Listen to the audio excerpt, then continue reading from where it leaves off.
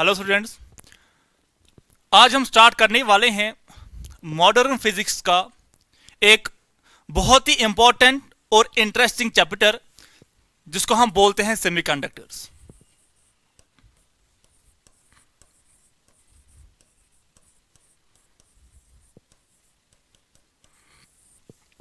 Semiconductor chapter start करने से पहले हम यहां पे ये देखेंगे कि इसमें हमें क्या क्या पढ़ना है। पहले हम यहां पे पढ़ेंगे कि जो सेमीकंडक्टर होता है, सेमीकंडक्टर मटेरियल क्या होता है।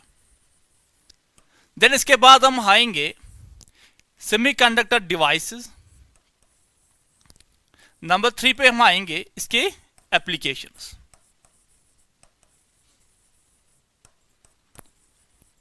इस पूरे चैप्टर में हमें यही तीन चीजें पढ़नी है कि सेमीकंडक्टर मटेरियल क्या होता है, सेमीकंडक्टर को जो डिवाइसेस होते हैं वो कैसे बन रहे हैं, और जो सेमीकंडक्टर डिवाइस है वो हम कैसे बेटा यूज करते हैं।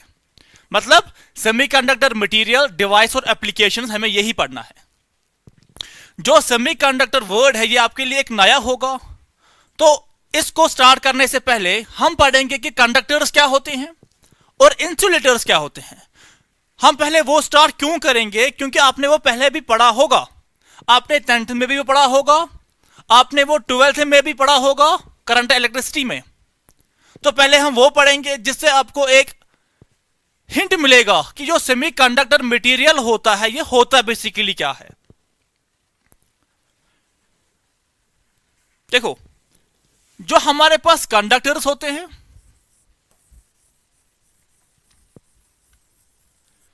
ये कंडक्टर्स क्या है, हम इसको ऐसे डिफाइन कर सकते हैं कि कंडक्टर एक ऐसा मटेरियल है जिसकी प्रॉपर्टी ऐसे है कि जो इसकी रेजिस्टेंस होती है वो कम होती है और जो उसकी कंडक्टिविटी होती है वो बहुत ही ज्यादा होती है।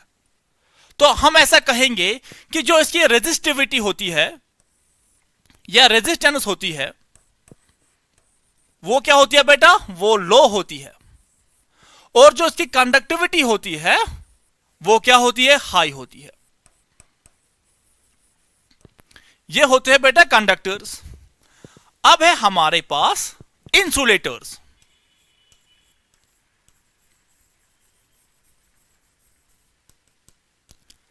अब इंसुलेटर्स क्या हैं? ये ऐसे मटेरियल है जिनकी कंडक्टिविटी लो होती है और जो रेजिस्टेंस है बेटा वो हाई होती है। ठीक है, कंडक्टर्स क्या हैं? ऐसे मटेरियल जिनमें रेजिस्टेंस कम होती है और कंडक्टिविटी ज्यादा होती है, और जो इंसुलेटर्स होते हैं इनमें क्या होती है, कंडक्टिविटी बहुत ही कम लेकिन रेजिस्टेंस बहुत ही हाई। अब यहां पे क्या हुआ, और एक तरीके का मटेरियल यहां पे मिला जिनकी प्रॉपर्टी इन दोनों के बीच में लाई करती है। ठीक है, मतलब जो सिग्मा होगा, जो इसका कंडक्टिविटी होगा वो इससे कम होगा और इससे ज्यादा होगा। मतलब जो इसका कंडक्टिविटी होगा वो कंडक्टर से कम होगा लेकिन इंसुलेटर से ज्यादा होगा। तो हम लिखेंगे इन बिटवीन कंडक्टर्स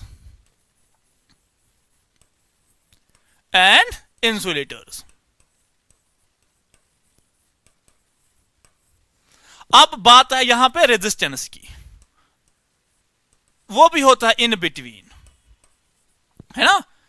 कंडक्टर और इंसुलेटर इनके बीच में जो लाई करता है उसको हम बोलते हैं सेमीकंडक्टर।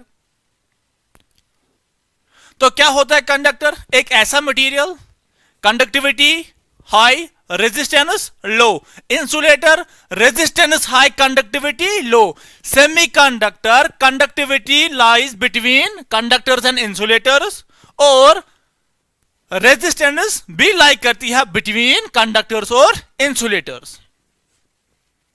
अब जो है सेमीकंडक्टर हमारे लिए यहां पे इतना इंपॉर्टेंट क्यों है? अगर हमारे पास कंडक्टर्स हैं, इंसुलेटर है, तो हम सेमीकंडक्टर की बात क्यों कर रहे हैं? ये क्यों है हमारे लिए इंपॉर्टेंट? देखो बेटा, हमारे पास अल्युमिनियम है, हमारे पास कॉपर है, दोनों हमारे पास क्या है, दोनों हमारे पास मेटल्स है, दोनों हमारे पास क्या है यहां पे है बेटा, कंडक्टर्स है। लेकिन कभी अल्युमिनियम का यूज करते हैं हम और कभी हम कॉपर का यूज करते हैं। जैसे कि आपने अपने घर पे देखा होगा कि जो बाहर की वायर्स आती हैं वो अल्युमिनियम की आती है, और जो घर में वायर्स का यूज होता है बेटा वो कॉपर की होती है। बाहर अल्युमिनियम का और अंदर कॉपर का। जो कॉपर होता है ये तो एक एक्सपेंसिव मटेरियल होता है, और जो इसकी कंडक्टिविटी होती है वो ज्यादा होती है एज कंपेयर टू अल्युमिनियम। ठीक है बेटा। और यहां पे और एक इंपॉर्टेंट फैक्टर ये है कि जो कॉपर है इसका पावर लॉस बहुत ही कम होता है अल्युमिनियम से। अगर हम इन शॉर्ट बोलें तो जो कॉपर है ये अच्छा मटेरियल है, ये अच्छा कंडक्टर है अल्युमिनियम से। ठीक है बेटा। तो क्या है, कॉपर और अल्युमिनियम की हमने बात की based on conductivity, based on power loss, ये हमने बात की। अब हम यहां पे क्या कर रहे हैं, जो सेमीकंडक्टर होते हैं बेटा, जो सेमीकंडक्टर होते हैं उनकी जो कंडक्टिविटी होती है, मैंने अभी बोला कि इनकी जो कंडक्टिविटी होती है वो लाइक करती है बिटवीन कंडक्टर्स और इंसुलेटर्स। और यहां पे जो क्या है सेमीकंडक्टर की कंडक्टिविटी होती है वो होती है 10 to the power 11 times low as compare to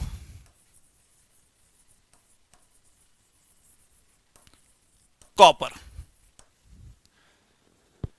कि जो सेमीकंडक्टर होता है इन जनरली जो इसकी कंडक्टिविटी होती है वो होती है 10 to the power 11 टाइम्स कम एज कंपेयर टू कॉपर।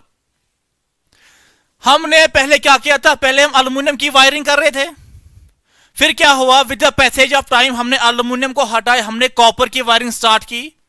क्यों? क्योंकि कॉपर में हमें पावर लॉस बहुत ही कम दिखाई दे रहा था। जो हमारे पास कॉपर था इसमें पावर लॉस बहुत ही कम होता था, इसमें हीटिंग कम जनरेट होती थी और इसकी कंडक्टिविटी भी हाई थी। तो हमारे पास जो कॉपर है ये इंपॉर्टेंट है ना। हर एक प्रॉपर्टी जो इसकी हर एक प्रॉपर्टी है जब हमने वो देखी तो हमें लगा कि जो कॉपर है ये इंपॉर्टेंट है। अब जो हमें हमारे पास सेमीकंडक्टर्स हैं इसकी कंडक्टिविटी तो अल्युमिनियम से भी कम है, तो ये हमारे लिए क्यों है इंपॉर्टेंट, हम क्यों पढ़ रहे हैं इसको? इसका आंसर ये है कि जो इसकी कंडक्टिविटी है बेटा, जो इसकी कंडक्टिविटी है हम उसको मॉडिफाई कर सकते हैं, हम उसको मॉडिफाई कर सकते हैं। जो हमारा यूज होगा उस हिसाब से हम सेमीकंडक्टर्स की कंडक्टिविटी को यहां पे मॉडिफाई कर सकते हैं। कॉपर की कुछ कंडक्टिविटी है वो फिक्स है, अल्युमिनियम की है वो फिक्स है, ठीक है। लेकिन जो सेमीकंडक्टर्स है उसकी हम कंडक्टिविटी को मॉडिफाई कर सकते हैं। हमारे पास जितने भी प्रोसेसेस हैं, जितने भी हमारे पास काम हैं, हर एक के लिए हम इसको मॉडिफाई कर सकते हैं। इसीलिए हमारे पास क्या है, जो सेमीकंडक्टर्स हैं ये बहुत ही इंपॉर्टेंट है। अगर आपसे कोई पूछेगा बेटा आपके पास कंडक्टर्स हैं लेकिन सेमीकंडक्टर्स की आपको क्या जरूरत पड़ी, क्यों आपको ये लग रहा कि ये इंपॉर्टेंट है, आप उसको बोलना कि जो सेमीकंडक्टर्स है जो उसकी कंडक्टिविटी होती है उसको हम मॉडिफाई कर सकते हैं। हर एक प्रोसेस के लिए हम उसको सिंपल प्रोसेसिंग करके कंडक्टिविटी को इंक्रीज और डिक्रीज कर सकते हैं। यह क्या था, सेमीकंडक्टर्स। अब अगर हम जनरली बात करें कि हमारे पास क्या है, अर्लियर हमारे पास है सॉलिड। अगर हम सॉलिड को क्लासिफाई करें इसको हम दो तरीके से क्लासिफाई कर सकते हैं। पहला क्लासिफिकेशन बेस्ड ऑन कंडक्टिविटी, जो अभी मैंने आपसे कहा।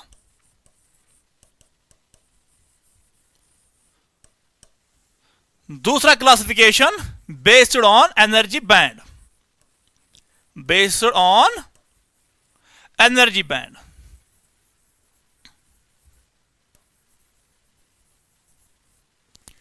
यहां पे क्या है बेटा, यहां पे जो एनर्जी बैंड है ये एक नई टर्म है। जो यहां पे एक एनर्जी बैंड है ये एक नई टर्म है, तो पहले हम इसको यहां पे नहीं डिफाइन करेंगे, पहले हम क्या करेंगे जो हमें पता है पहले से, पहले हम उसको पढ़ते हैं। मैंने आपसे अभी कहा कि जो हमारे पास मटेरियल है, मटेरियल को हम तीन पार्ट्स में डिवाइड कर सकते हैं, कंडक्टर्स, इंसुलेटर्स और सेमीकंडक्टर्स।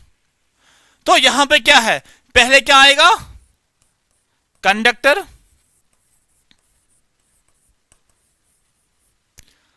दूसरा क्या आएगा, इंसुलेटर, और तीसरा यहां पे आएगा सेमीकंडक्टर।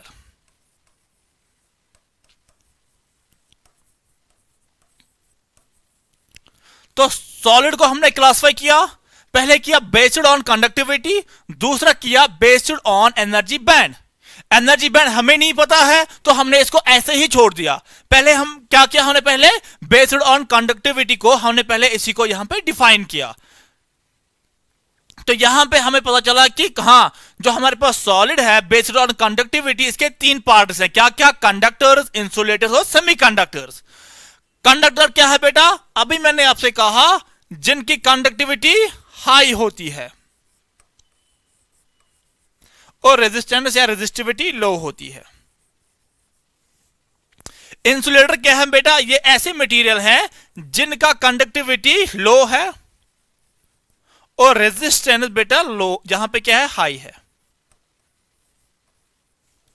सेमीकंडक्टर क्या है बेटा, जिनका सिग्मा है इन बिटवीन, किनके, कंडक्टर एंड इंसुलेटर के, और जिनका जो रेजिस्टेंस होता है ये भी होता है इन बिटवीन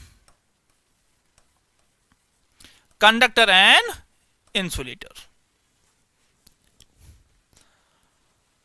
अब जो है हमारे पास सिग्मा का रेंज यहां पे कैसे लाई करता है, वो होता है 10⁻² से लेकर 10⁸ साइमन पर मीटर। ये कंडक्टिविटी की रेंज है कंडक्टर्स की। और जो हमारे पास इंसुलेटर होते हैं ये होता है बेटा, जो इसका सिग्मा ये लाई करता है रेंज में 10⁻⁻11 से लेकर 10⁻⁻19 साइमन पर मीटर। अब सेमीकंडक्टर्स हैं, इनका जो सिग्मा है ये लाई करता है 10⁵ से लेकर 10⁻⁻6 साइमन पर मीटर। अगर हम एग्जाम्पल्स ले यहां पे, तो यहां पे हम लिखेंगे मेटल्स। मेटल क्या है, कंडक्टर के एग्जाम्पल्स हैं। अगर हम इंसुलेटर्स के यहां पे एग्जाम्पल लेंगे तो देखो, अगर हम यहां पे इसके एग्जाम्पल लेंगे तो वुड आएगा बेटा, जैसे डायमंड है, रबर है बेटा, है ना, और बहुत से मटेरियल्स हैं। अब है सेमीकंडक्टर। यहां पे फर्दर सेमीकंडक्टर यहां पे क्या है, तीन पार्ट्स हैं। पहले है एलिमेंटल,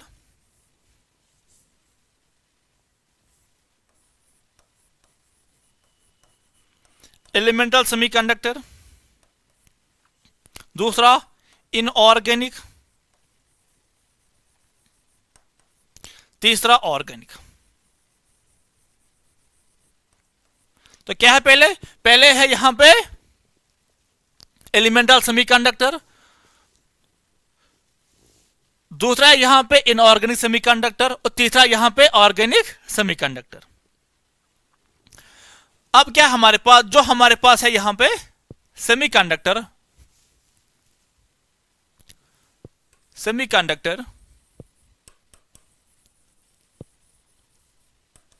पहले कौन सा, इसका एलिमेंटल। एलिमेंटल में कौन कौन सा आता है, सिलिकॉन, जर्मेनियम। दूसरा क्या था, इनऑर्गेनिक, और तीसरा ऑर्गेनिक।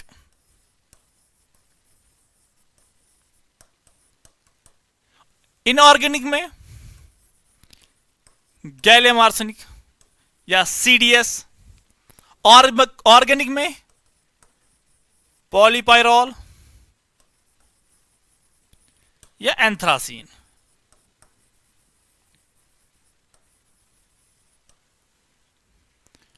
तो क्या पढ़ा हमने अभी तक? सॉलिड्स के हम यहां पे क्लासिफाई करेंगे दो तरीके से, based on conductivity, based on energy band. Energy band हमें नहीं पता तो हमने इसको पहले नहीं पढ़ा, पहले पढ़ा हमने बेस्ड ऑन कंडक्टिविटी कि कौन कितना कंडक्ट कर रहा है, इसका मतलब कि किसकी कितनी रेजिस्टेंस है। तो हमने देखा कि पहले था कंडक्टर, दूसरा था इंसुलेटर, तीसरा था सेमीकंडक्टर। कंडक्टर ऐसे मटेरियल्स हैं जिनमें कंडक्टिविटी ज्यादा मतलब रेजिस्टेंस कम। इंसुलेटर्स क्या हैं? जिनमें रेजिस्टेंस ज्यादा और कंडक्टिविटी कम। और सेमीकंडक्टर क्या है? जिनकी प्रॉपर्टी इन दोनों के बीच में लाई करती हो। फिर हमने रेंज देखा कि जो हमारे पास कंडक्टर्स हैं उनकी कंडक्टिविटी इस रेंज में लाई करती है, इंसुलेटर्स है उनकी कंडक्टिविटी इस रेंज में लाई करती है, और सेमीकंडक्टर की कंडक्टिविटी इस रेंज में लाई करती है। फिर हमने कंडक्टर्स की एग्जांपल्स देखे, क्या थे वो? मेटल्स। इंसुलेटर्स के एग्जांपल देखे, क्या थे वो? Would, diamond, rubber. सेमीकंडक्टर्स के हमने एग्जांपल देखे। जो सेमीकंडक्टर हैं ये तीन तरीके से हम क्या बोल सकते हैं कि हाँ, सेमीकंडक्टर के तीन टाइप्स हैं। पहला एलिमेंटल सेमीकंडक्टर, दूसरा इनऑर्गेनिक सेमीकंडक्टर, तीसरा ऑर्गेनिक सेमीकंडक्टर। यहां पे क्या था? जो एलिमेंटल सेमीकंडक्टर था उसमें हम बोलते हैं सिलिकॉन और जर्मेनियम है। जो हमारे पास इनऑर्गेनिक सेमीकंडक्टर हैं GaAs, गैलियम आर्सेनिक, CdS, ठीक है। फिर ऑर्गेनिक सेमीकंडक्टर में हम बोलते हैं पॉलीपायरोन और एंथ्रासीन। ये क्या थी यहां पे? ये थी classification of solid based on conductivity, based on conductivity. अब क्या बच रहा है हमारे पास? अब हमारे पास बच रहा है यहां पे based on energy band, based on energy band. लेकिन एनर्जी बैंड को पढ़ने से पहले हमें यहां पे पढ़ना होगा कि एनर्जी लेवल्स क्या होती है। एनर्जी लेवल्स क्या होती है?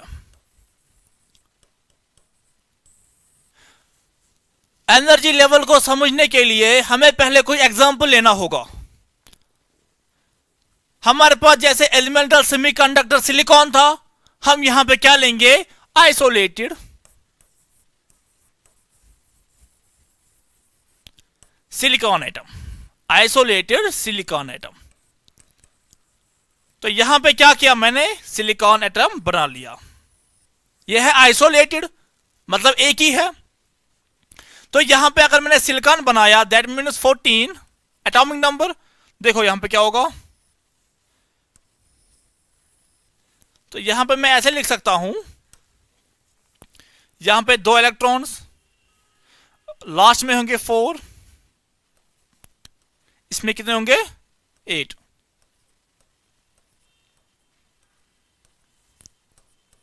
दो 8 और 4 क्या है बेटा? इसकी इलेक्ट्रॉन की डिस्ट्रीब्यूशन। और हमें यह भी पता है कि जितना हम न्यूक्लियस से दूर जाएंगे, जितना हम न्यूक्लियस से दूर जाएंगे, इलेक्ट्रॉन की जो एनर्जी होती है, जो इलेक्ट्रॉन की एनर्जी होती है वो इंक्रीज होती है। जो इलेक्ट्रॉन की एनर्जी होती है वो इंक्रीज होती है। तो यहां पे पहले क्या थे? पहले ऑर्बिट में 2 इलेक्ट्रॉन, दूसरे में 8 और तीसरे में 4। अगर इन्हीं इलेक्ट्रॉन्स को हम शो करेंगे किसी डायग्राम में, अगर इन्हीं इलेक्ट्रॉन्स को शो करेंगे हम किसी डायग्राम में और वहां पे शो करेंगे कि हाँ, अगर पहले 2 इलेक्ट्रॉन से इनकी एनर्जी कितनी है, दूसरे जो शेल में, दूसरे ऑर्बिट में इलेक्ट्रॉन्स हैं इनमें कितनी एनर्जी है, और तीसरे ऑर्बिट में जो यहां पे इलेक्ट्रॉन्स हैं इनको, इनमें कितनी एनर्जी है। तो यहां पे हम एक डायग्राम बनाएंगे जिसको नाम देते हैं एनर्जी लेवल डायग्राम। क्या बोलते हैं इसको? Energy level diagram.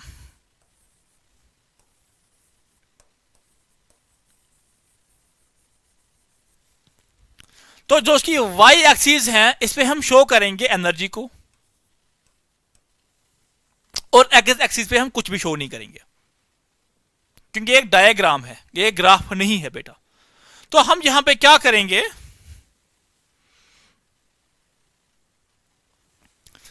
पहले हमारे पास 2 इलेक्ट्रॉन्स हैं, फिर 8 हैं, फिर 4 है। तो पहले हम यहां पर बनाएंगे पहली लेवल, दूसरी लेवल और तीसरी लेवल। पहले में कितने इलेक्ट्रॉन्स हैं? 2। दूसरे में 8, 1।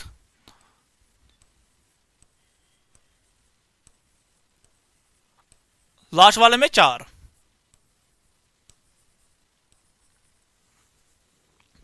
इसका मतलब है जितना हम न्यूक्लियस से दूर होते जाते हैं इलेक्ट्रॉन्स की एनर्जी बढ़ती रहती है, इंक्रीज होती है। तो जो यहां पे शो कर रहा है एक पर्टिकुलर ऑर्बिट में कितनी एनर्जी है, जो ये शो कर रहा है, इसको हम बोलते हैं एनर्जी लेवल्स। ये तो पहला है, तो first energy level, first energy level. तो फर्स्ट एनर्जी लेवल क्या है? जो फर्स्ट एनर्जी लेवल है एक एनर्जी लेवल डायग्राम में वो शो करता है कि जो एटम है इसके पहले ऑर्बिट में जो इलेक्ट्रॉन्स है उनकी एनर्जी कितनी है। तो कम है बेटा। फिर क्या आ रहा है यहां पे?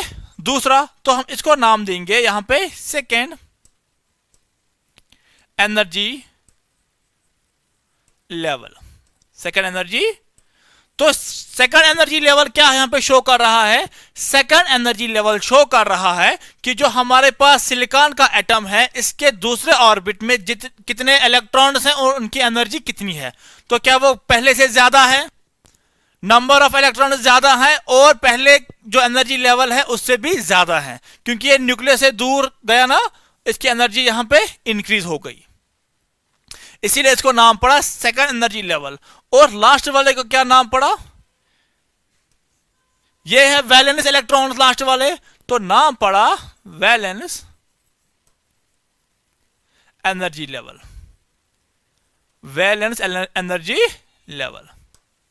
तो अगर आपसे कोई पूछेगा कि एनर्जी लेवल्स क्या होते हैं, आप उसको कहना कि एनर्जी लेवल्स ये एक ऐसा डायग्राम है जो शो करता है कि किसी भी पर्टिकुलर ऑर्बिट में जो इलेक्ट्रॉन्स होते हैं उनकी एनर्जी कितनी होती है और वो कैसे वेरी करती है। जैसे कि यहां पे सिलिकॉन के पहले 2 इलेक्ट्रॉन्स, फिर 8 इलेक्ट्रॉन्स, फिर 4 इलेक्ट्रॉन्स। तो यहां पे 2, 8 और 4, पहले 2 के जो इलेक्ट्रॉन है एनर्जी कम, फिर दूसरे में एनर्जी उससे ज्यादा, फिर तीसरे में एनर्जी उससे भी ज्यादा। तो ये क्या था? एक सिलिकॉन का आइसोलेटेड एटम। अगर हम यहां पे क्या करें, अगर ये जिस खाली एक सिलिकॉन एटम के लिए है, अब हम क्या कर रहेंगे यहां पे कि हम 2 सिलिकॉन एटम यहां पे लाएंगे। अगर यहां पे ये एक सिलिकॉन का एटम है, हम यहां पे क्या करेंगे, यहां पे अब हम 2 सिलिकॉन एटम लाएंगे। ये पहला सिलिकॉन का एटम, ये दूसरा सिलिकॉन का एटम, +14 और +14 इसका न्यूक्लियस है। हम खाली लास्ट जो आउटर मोस्ट इलेक्ट्रॉन्स हैं, जो आउटर मोस्ट इलेक्ट्रॉन्स हैं वो शो करेंगे, है ना। उनका डायग्राम हम देखते हैं कैसे बनेगा, जो कि हम अगले क्लास में डिस्कस करेंगे। आज की क्लास के लिए इतना ही। Thank you.